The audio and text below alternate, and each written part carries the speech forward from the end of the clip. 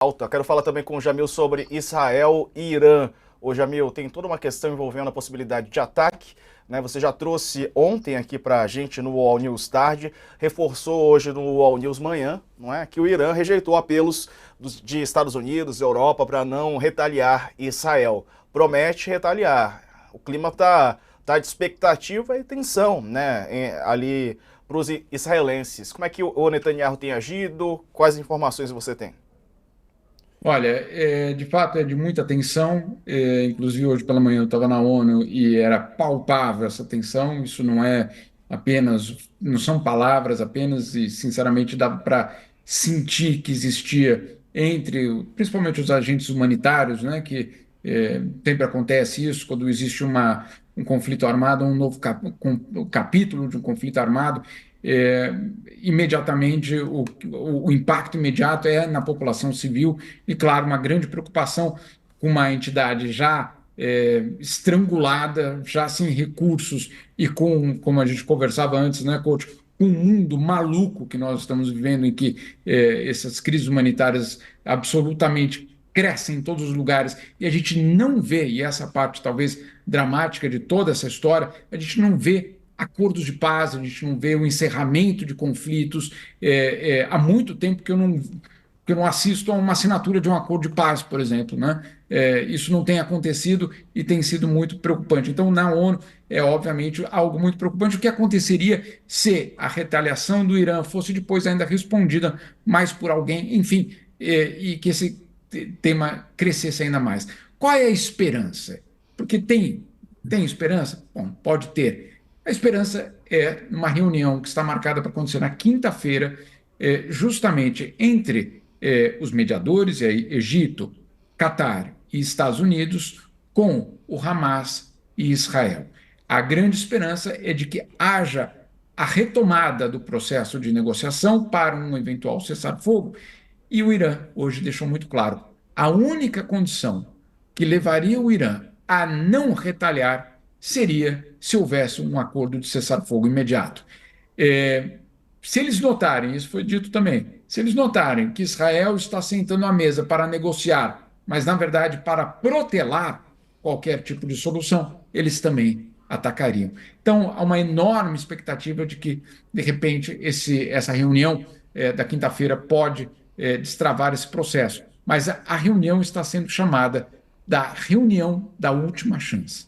Esse é o nome que está sendo colocado. Claro que na diplomacia a gente sabe que não é exatamente assim, sempre há uma nova chance, mas o fato é que se essa negociação não caminhar, o risco, claro, é de que esse ataque possa Mas, acontecer. Jamil, o que de fato você acha que vai acontecer? Porque a impressão que eu tenho é que o Netanyahu é uma espécie de Maduro do Oriente Médio. É isso mesmo.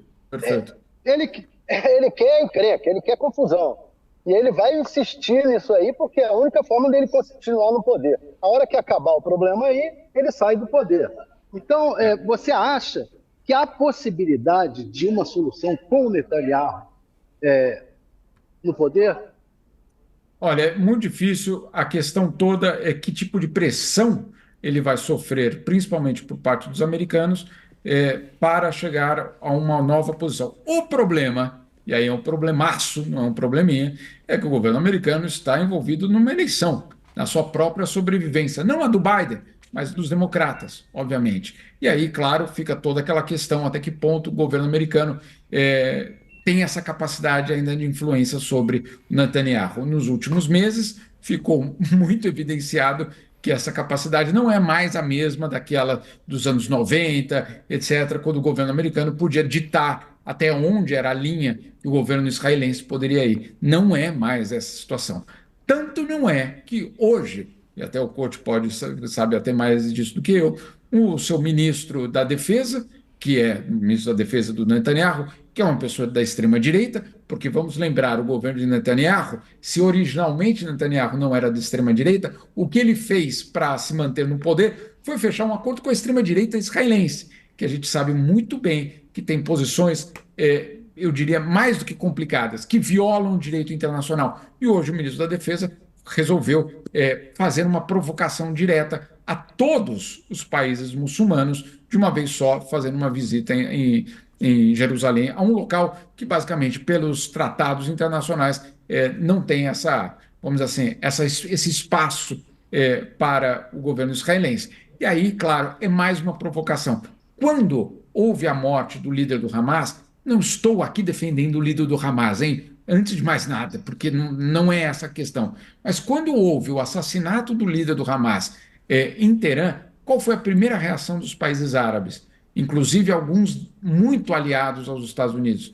A reação foi: Israel não quer a paz, porque se quisesse a paz, não estaria justamente indo assassinar aquele interlocutor com o qual ele vai negociar a paz. E olha só que curioso, que situação absurda. Aquele líder que foi morto deu lugar a um outro líder, ainda Mas, mais radical.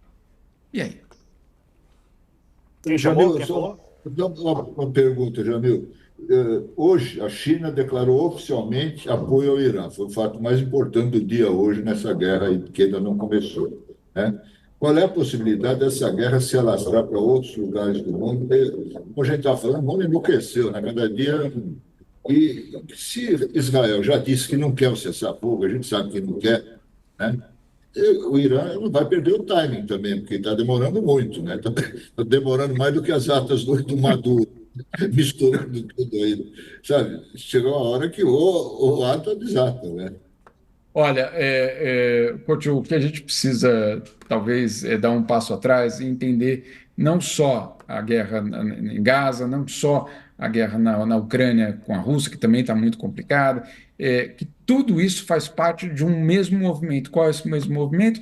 A redefinição dos eixos de poder no mundo. É isso que a gente está assistindo. A gente está assistindo não um conflito Exato. naquela faixa pequena de Gaza entre o mar e Israel. Nós não estamos assistindo a uma disputa territorial entre o Império Russo e o bloco europeu. Não é isso só. Claro que é isso, que para aquela população local, inclusive, é o que interessa, né? Porque quem está morrendo ali está morrendo daquilo. Agora, o que o mundo está assistindo é uma redefinição dos eixos de poder, das alianças de poder, da própria geopolítica.